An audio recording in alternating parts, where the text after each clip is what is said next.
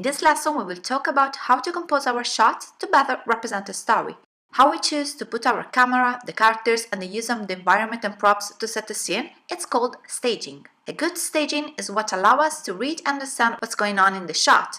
The user's eye must be led in the right direction, where the action is taking place. If we just have a character expression, this must be readable and framed in the right way. Some directing knowledge are fundamental. The way we put the camera makes a big difference. What we must do is to find the way to represent an idea, the action, the expression, or the character mood in the best, more clear and more convincing way as possible. Let's see now some of the main type of shots and some common terms. Establishing shot is a shot where we see the location, and it's usually used as a first shot to let know the users where the action is taking place. Long shot. It shows the characters from a long distance. It's usually used to communicate to the user the character in relation with the environment. Full shot shows the entire body character with the environment still visible and clear, and we can also read the character expression and mood. Medium shot usually shows the upper body character from a medium distance in order to clearly show the expression and gesture, but we still can see a partial view of the background. Close-up, usually it's a face frame to better show emotions, but it's also used to put the focus on a prop or something important that is happening, and we must focus the attention with the camera really close to it. Point of view is when we use the camera as the eyes of the characters, so we can see through the eyes of the characters, at the same height, at the same distance from another character or something else we want to show. Pan is when we rotate the camera to follow a character movement. Track is when we translate the camera to follow a movement or to create a track in and track out to get close or far from the character. Camera shake can be used with very fast movement of the camera, any 1 or 2 frames, for example during a big impact. Focal length determines how big your character will result in the frame and can also be animated to give a dramatic effect to a shot. Hookup is the consistency between a shot and another in sequence order. We must keep this consistency in the character's position, gestures, expression, but also in the speed of the gesture, action, or camera movement if this starts in a shot and ends in the following one. These are just some few terms and type of shot, but let's now see some example. If we have a medium shot showing the upper body character, we have some simple rules to follow to better frame the character. Focus the attention on the character, posing it in the middle of the screen or at least in a third of it. Visualize your screen split in 3 sections and use them to pose your character.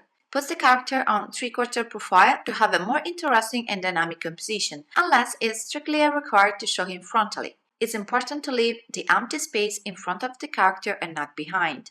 Also, keep a bit of air in top of the character.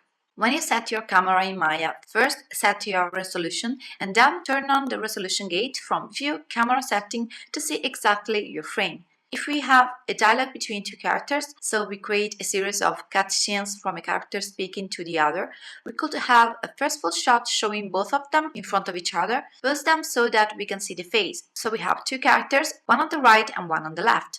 When we will create the following medium shots showing just one of them speaking, we must keep a consistency with this position, so the character on the right will always be framing in the right part of the screen, and the opposite for the other one, in order to don't confuse the user. We can also show a part of the other character, for example the shoulder, but always keeping him in the right screen side. If we have a medium or long shot where your character is doing an acting or an action, put the camera or the object where you want to lead the focus, in the middle of the screen or, as I said before, in at least a third of it.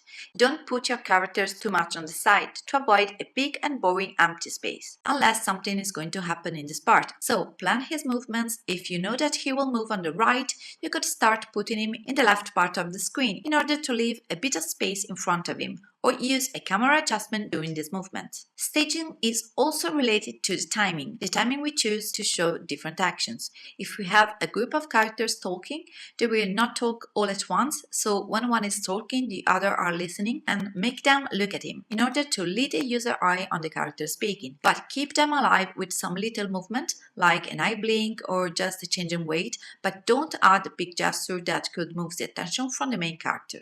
When the other ones start to speak, all the other moves in his direction. So the same for the user. Now the attention moves on this new character. If a new one is coming, all the others could stop and look in the screen area where he's coming. But you could also add a little camera adjustment to introduce him.